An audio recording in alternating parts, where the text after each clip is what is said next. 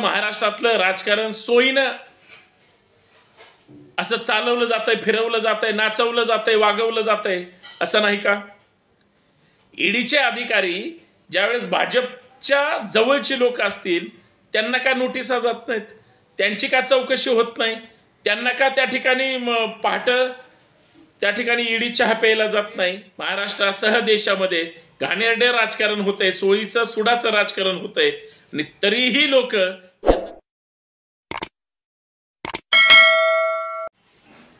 ईडीचं कार्यालय जागृत देवस्थान म्हणून जाहीर करून टाका, कारण ईडीचं कार्यालय कुठं कुठं प्रसन्न होतं. ईडीच्या कार्यालयातून जे काही ईडी देवानी माणसं नेमलेत त्या त्या राज्यामध्ये जिथं जिथं भाजप अडचणीत असतं तिथं तिथं ईडीचे अधिकारी जाऊन त्या त्या व्यक्तीच्या नेत्याच्या किंवा त्या त्या पक्षाच्या फायनान्सरच्या दारात जाऊन उभे राहतात. अहो शेवटी पैशावरच चालतं सगळं. कुठला नेता पैसा खात नाही. कुठल्या नेत्यांनी गोरगरिबांना पायदळी तुडून मोठा झाला नाही. एक माणूस दाखवा. अहो तुम्ही जातीच्या नावावर राजकारण करता, धर्माच्या नावावर करता, घाणेरडं करता, वाईट करता, चांगलं करता. एवढंच काय, जातीवादी करता, मनवादी करता, संघवादी करता, एकदम घाणेरडं करता. पण तुम्हाला राजकारण कुठल्याही स्तराचं करून तुम्हाला सत्तेत यावं लागतं. तुम्ही पुरोगामी असू द्या, परिवर्तनवादी असू द्या किंवा चांगले असू द्या, तुम्हाला सुद्धा राजकारणच करावं लागतं. मग ज्या ज्या वेळेस सत्तांतर किंवा सत्ता पाहिजे असते कुठल्याही टोकाला जाऊन राजकारण केलं जातं आणि सत्ता मिळवली जाते. पण नेता जन्माला आला नेतृत्वाच्या दिशेने, नेता जन्माला आला एखाद्या संवैधानिक पदाच्या दृष्टिकोनातून, नेता जन्माला आला एखादा सरकार स्थापन करेपर्यंत, तर लगेच ह्यांचे भुंगे सुरू होतात. मग यांच्या पाठीशी त्या ठिकाणी ईडीचा भुंगा फिरतो, इन्कम टॅक्सचा भुंगा फिरतो.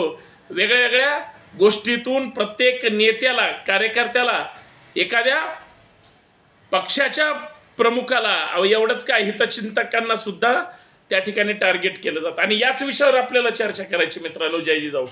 मी आपला मित्र सहकारी संतोष शिंदे. या सामाजिक विचारपीठावर आपल्या सर्वांचं ईडीच्या पैसे भरलेल्या बॅगनी शुभेच्छा. त्याचं कारण पण असं आहे, महाराष्ट्रात भाजप सत्तेवर होती का नव्हती? आत्ता नव्हती. पण भाजपला सत्तेवर यायचं होतं की नव्हतं? यायचं होतं. पण इथं सरकार कुणाचं होतं? तर महाविकास आघाडीचं होतं. हा झाला महाराष्ट्रापुरता मुद्दा. इतर राज्यात सुद्धा, ज्या ज्या राज्यांमध्ये, मग तुम्हाला उदाहरण सांगितलं तर पंजाब असेल, दिल्ली असेल, तिकडं झारखंड असेल किंवा आपला महाराष्ट्र घ्या, केंद्रामध्ये भाजपची सत्ता आहे. मग केंद्राच्या ज्या केंद्रीय संस्था आहेत त्या कुणाच्या तालावर नाचणार? मग ही ईडी असेल, सीबीआय असेल, इन्कम टॅक्स असेल, त्या त्या राज्याची पोलीस यंत्रणा असेल, कुणाचा आदेश मानते? आदेश मानल्यानंतर त्यांना कसं त्या पद्धतीनं टार्गेट केलं जातं? मग आता त्या त्या राज्यामध्ये भाजपची सत्ता नाही. जिथं भाजपची सत्ता नाही तिथं त्या पक्षाचं काम कोण करतं? तर त्या राज्यातले ईडी. उदाहरण महाराष्ट्र. उद्धव ठाकरे मुख्यमंत्री म्हणून काम करत होते आणि ठाकरे साहेब ज्यावेळेस महाविकास आघाडी निर्माण झाली, बरोबर भाजपला सत्तेतून बाजूला ठेवलं. शिवसेनेच्या डझनभर लोकांना ईडीची त्या ठिकाणी नोटीस गेल्या होत्या. त्यांची नावं तुम्हाला माहिती आहेत, नसतील तर मी सगळ्यांची नावं सांगतो. गेल्या होत्या का नव्हत्या? मग राष्ट्रवादीचे सुद्धा टार्गेट होते. तेच टार्गेट होते का? काँग्रेसचे सुद्धा टार्गेट होते. अहो येऊन जाऊन जे भाजपच्या विरोधात भूमिका मांडत होते त्यांना सुद्धा ईडीच्या नोटीस, का त्यांनीही कुठंतरी मलिदा कमवलेला, खाल्लेला, गोळा केलेला असतो. मग आता भाजपला सत्तेवर आणायचंय किंवा भाजपच्या विरोधी पक्षातली लोक त्या राज्यात सत्तेवर आहे, मग त्या नेत्यांची झोप उडवणार. मग यादी तयार होणार. भाजपचे जे वाचाळवीर नेते, प्रवक्ते जे कोणी असतील, रोज टोकाचं घाणेरडं बोलणार. मी भाजपच का करतोय? का दुसरं केंद्रात सत्तेत नाही आणि काँग्रेस सत्तेवर होती, त्यांनी कधीच असं घाणेरडं राजकारण केलं नाही. त्या ईडीच्या अधिकाऱ्यांना मग ती भाजपकडून यादी जात असावी आणि मग ते अधिकारी टार्गेट करत असावे. त्या अधिकाऱ्यांना पण माझा सवाल आहे, महाविकास आघाडीतले जे सहयोगी पक्ष होते, ज्यांना त्यांच्या पक्षातील आमदारांना, खासदारांना आणि म्हणजे आमदारांच्या नवरा असेल किंवा म्हणजे वेगळी ज्यांच्याकडे क्रीम पोस्ट आणि पद आहेत, अशा लोकांच्या मागे भुंगे लावले. आता ते भुंगे एवढे वाढले की ईडीचं महत्व प्रचंड वाढलं. मला सांगा, ज्या वेळेस हीच लोक त्यांचे पक्ष फोडून नेतृत्वाला धोका देऊन ज्यावेळेस भाजप सोबत आले किंवा भाजपमध्ये आले, ईडीचे अधिकारी का काय करत नाही तो? याचा अर्थ काय? याचा अर्थ हे कुणाच्या आशीर्वादाने प्रसन्न होतात, पावतात? मग ईडी भाजपचं सत्ता केंद्र कार्यालय का नसावं? ईडी भाजपचं पूर्ण वेळ काम करतं असं का म्हणायला कुणाला अडचण वाटावी?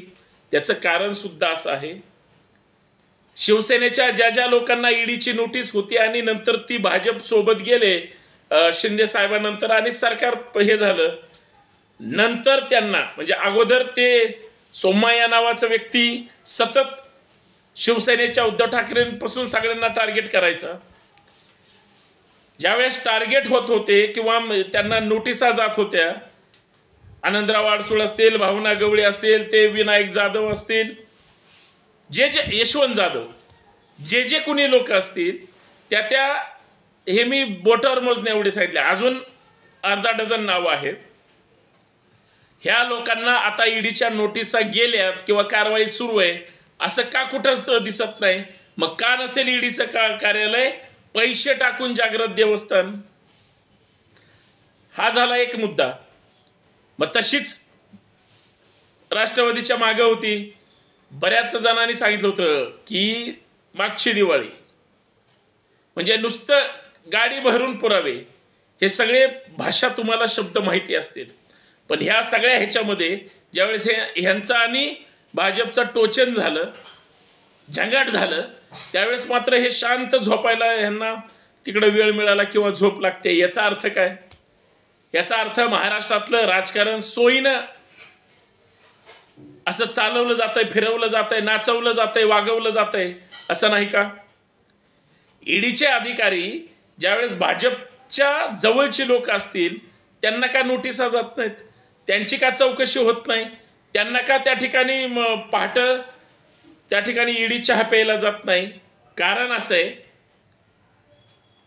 देशामध्ये ज्या ठिकाणी भाजपची सत्ता नाही त्या ठिकाणी भाजपची सत्ता आणण्यासाठी ईडी पहिल्यांदा जाऊन तिथं सर्वे करते.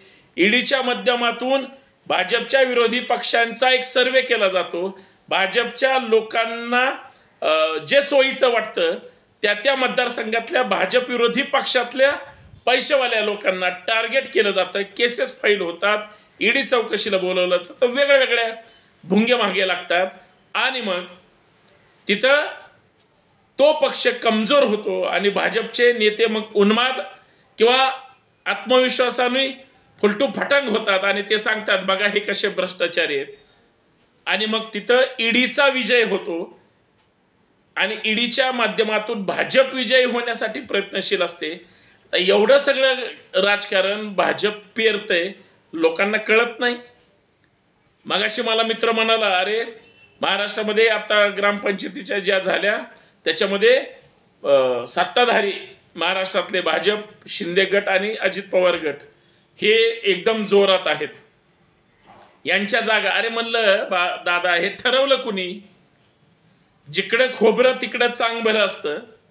काही लोक इकडे तिकडे उड्या टाकत हे असतील, पण या महाराष्ट्राची विचार संस्कृती ज्यांनी विकली, ज्यांनी बाटवली, या महाराष्ट्राची विचारधारा ज्यांनी बदनाम करण्याची सुपारी घेतली, तेच सत्ताधाऱ्यांना सेटलमेंट होतात. सामान्य माणूस नाही. सामान्याला माणसाला माहिती आहे की महाराष्ट्रात महागाई, बेरोजगारी, जगणं मरणं मुश्किल झालंय. ह्या जातीवादी आणि मनवादी कळपाच्या टोळक्याकडून ह्या ईडी सीबीआयच्या घाणेरड्या चौकशा सोयीनं होतात. मग त्याच्या लक्षात आलं की मग हे असंही षडयंत्र असू शकतं. पण हे सगळं षडयंत्र महाराष्ट्रातली जनता ईडीच्या माध्यमातून भाजपला त्या ठिकाणी त्या नजरेने पाहते आणि भाजप ह्या सगळ्या यंत्रणेचा गैरवापर करते. म्हणून ईडी, सीबीआय, इन्कम टॅक्स, जागृत देवस्थान पैसे घेऊन प्रसन्न आहे का? त्याचं उत्तर आहे हो, 100% आहे. महाराष्ट्रासह देशामध्ये घाणेरडे राजकारण होतंय, सोळीचं सुडाचं राजकारण होतंय आणि तरीही लोक यांना नाकारत नाहीत. मला असं वाटतं उद्या विधानसभा, लोकसभा घ्या, या सगळ्या सत्ताधाऱ्यांना किंवा कुणीही कुठलाही पक्ष असू द्या, जे ह्या सगळ्या यंत्रणेचा गैरवापर करून चांगल्या लोकांना त्या ठिकाणी टार्गेट करतात, त्या घाणेरड्या विचारांच्या लोकांना जनता नाकारणार आहे. तुम्हाला काय वाटतं? मी बोलतोय ते खरं आहे की खोटं आहे? मला कमेंटमध्ये सांगा. एवढीच हात जोडून विनंती आणि जास्तीत जास्त शेअर करा. धन्यवाद.